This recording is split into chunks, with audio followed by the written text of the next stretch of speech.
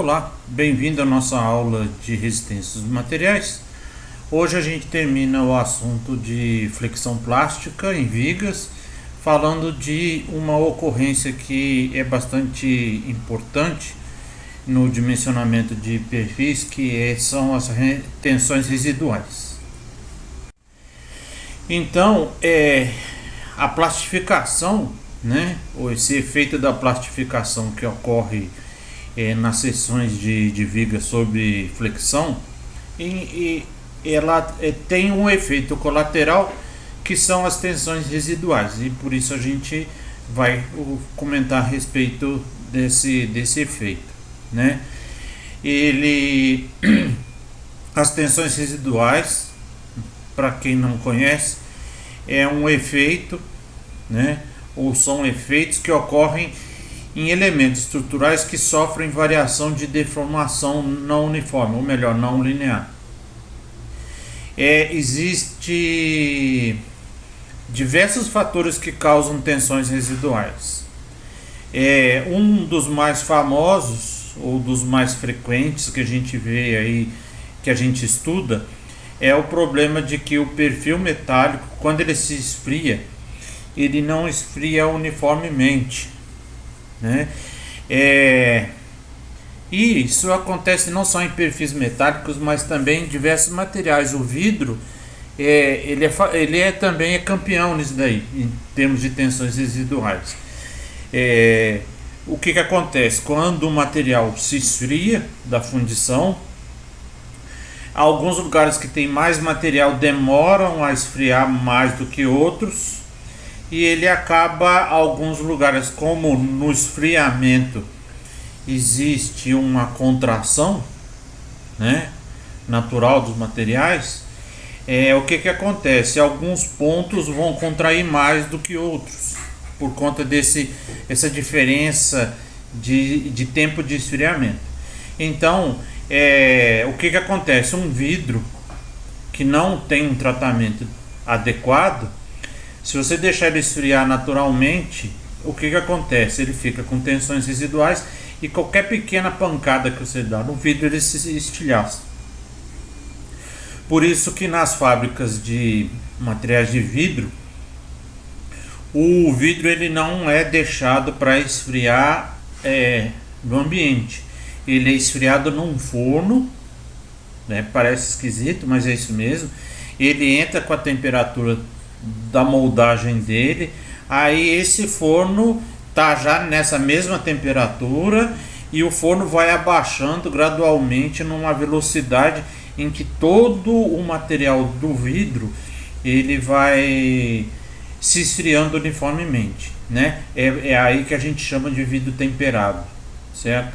O aço também tem o mesmo esquema, né? Aços que são deixados para esfriar naturalmente, como são os estruturais, tem problemas também de tensões residuais.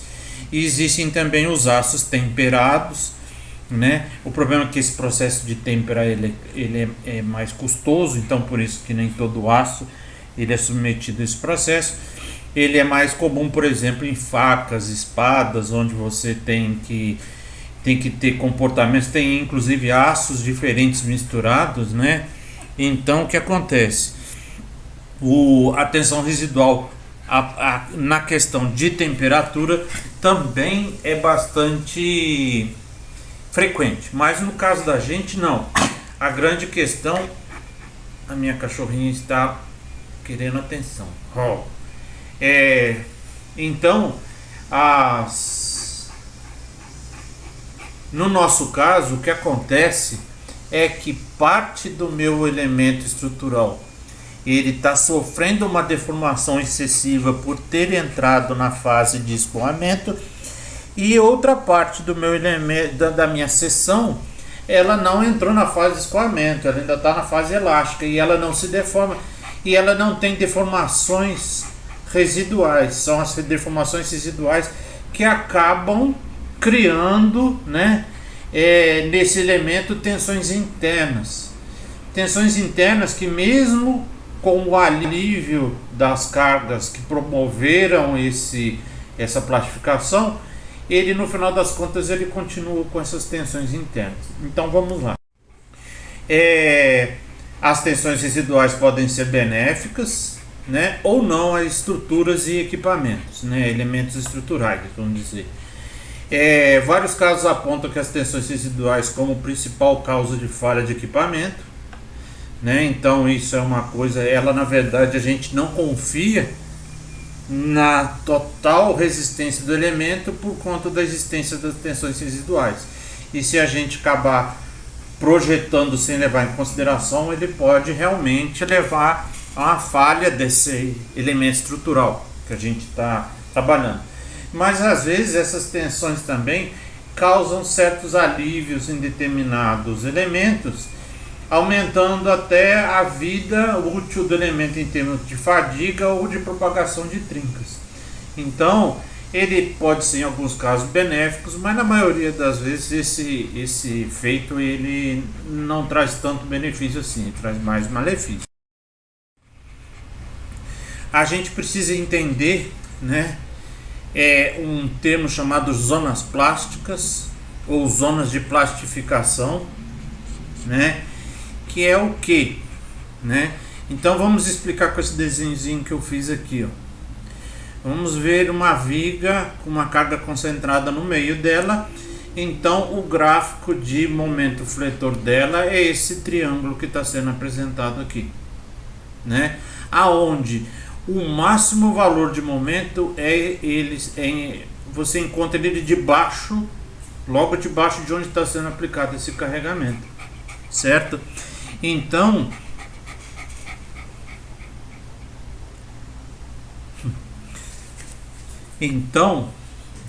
é a minha cachorrinha que está fazendo gracinha aqui para mim, tá? Então, apenas neste ponto da minha viga é que eu vou ter o momento máximo que causa a plastificação completa da seção. Qualquer outro ponto da minha viga que eu pegar, o momento sempre vai ser menor que o momento de plastificação. Então, o único ponto onde existe plastificação total da seção é aqui onde o momento é máximo, onde tem essa linha vermelha. Todas as outras seções laterais têm momentos que estão entre o momento elástico e o momento plástico. Então, a seção está apenas parcialmente plastificada. Então, se eu passar uma linha aqui, eu sei que só está plastificado as extremidades, e aí vai. E aonde o momento for menor do que o momento elástico, não existe plastificação nenhuma, né? Bem, quando a gente analisa as seções onde não houve plastificação ou onde houve plastificação completa, teoricamente eu não tenho problema dessas tensões residuais. Por quê? Porque aqui tudo se plastificou, então tudo se deformou dentro da plastificação. Aqui nada se plastificou, então nada tem deformação residual, né? Aqui a tensão residual é completa. Já no trecho entre essa seção que ocorre a plastificação e a seção onde tem um início de plastificação, aqui não existe uma mistura, né, de comportamentos de deformação. O azulzinho é deformação plástica e o branco é deformação elástica, certo? E qual que é o grande problema disso? Vamos ver na próxima transparência. O que acontece é o seguinte: eu tenho dois pontos, ó. Um ponto ainda está no trecho elástico e muito próximo do outro ponto que já é comportamento plástico, certo? O ponto A, como ele ainda está no elástico, se eu carregar ele vai ter lá ele vai seguir a lei de Hooke, e quando eu tirar o carregamento ele vai voltar para o deslocamento original, que era zero. Deformação, desculpe. A deformação original que era zero. Já o ponto B não. Ele passou da lei de Hooke e entrou em escoamento. Isso significa que quando eu descarregar a estrutura, ele vai ter uma deformação residual. Enquanto o ponto A não tem deformação residual, o ponto B tem. Então o que vai fazer? Vai ocorrer tensões aqui. Ignore o sinal aqui, porque eu acho que ele está trocado, né? Mas enquanto um está tentando puxar o ponto A, enquanto o ponto B está tentando puxar o A para ter o mesmo deslocamento, o ponto A também está puxando o B para ter o mesmo deslocamento do A. Então, enquanto esse daqui está puxando o B para ter deslocamento zero, o B está tentando puxar o ponto A para ter um deslocamento aqui, vamos dizer, de 1. Então, o que vai acontecer é que um puxando o outro, né? No ponto A eu vou ter tensão de tração residual, e no ponto B eu vou ter uma compressão residual agindo ali, né? Porque os dois pontos eles se misturam na mesma seção. Então o material em volta do A vai continuar tracionado e o material em volta de B vai continuar comprimido. É claro que, né, a ideia é que um puxando o outro fique mais ou menos na metade, né? E essa deformação na metade é exatamente a força. A gente consegue jogar num gráfico de força e deformação, né? Eu vou saber qual que é a força, a tensão que está agindo no ponto A e a tensão que está agindo no ponto B. Tem muita gente que estuda essas questões, né, para achar um modelo computacional que indique mais ou menos o que está acontecendo de tensões residuais aí, para a gente poder levar em consideração inclusive as tensões residuais de um cálculo estrutural, ok? Por que, né? Por que essa energia, essa deformação ocorre, né? Isso aqui é uma explicação até que podia estar bem lá atrás, né? Em que fala que quando eu entro no regime elástico, né? Quando eu tiro o carregamento, não houve perda de energia potencial de deformação dentro do regime elástico, ao contrário do plástico, né? Que ele causa uma deformação, e a perda de essa deformação cria uma energia que se caracteriza por perda de calor. Então, como eu já falei com vocês, né, esse calor, como ele não é um nível de calor razoável, né? Então, o ambiente não é suficiente para oferecer calor, né, contrário à perda. Então, o ambiente não dá um ganho de calor, né, para ela voltar para o regime elástico. Agora, o mesmo isso daí só acontece normalmente como no caso da gente esquentar a barra, seja num incêndio ou algum processo. Às vezes a gente tem ali uma estrutura de uma siderúrgica, um forno muito quente. Aí sim você esquenta a peça, e aí é possível que ele volte a ter deformação, a não ter mais a deformação residual, né? Ele saia de novo da deformação plástica e volte para a configuração original. Aqui é uma explicação, tá? Vou deixar vocês, aquilo que a gente já falou, tá? E quanto às tensões residuais, né? Com relação como que a gente, vamos dizer, faz uma avaliação, né? A gente tem que sair dessa fórmula da elasticidade, que é a única que a gente conhece direito.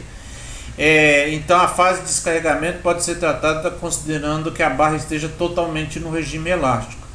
Então e eu acabo, como eu falei, né, já falei agora na aula, que as tensões residuais são obtidas aplicando o princípio da superposição. Quer dizer, eu em cada um dos pontos eu avalio o quanto que teve de deformação após o descarregamento na fase elástica, né? E fazendo um somatório desses pontos, certo? Considerando as tensões em virtude do momento fletor igual e oposto que é aplicado para descarregar a barra, o primeiro grupo de tensões reflete um comportamento elastoplástico do material, só que com resíduo de deformação.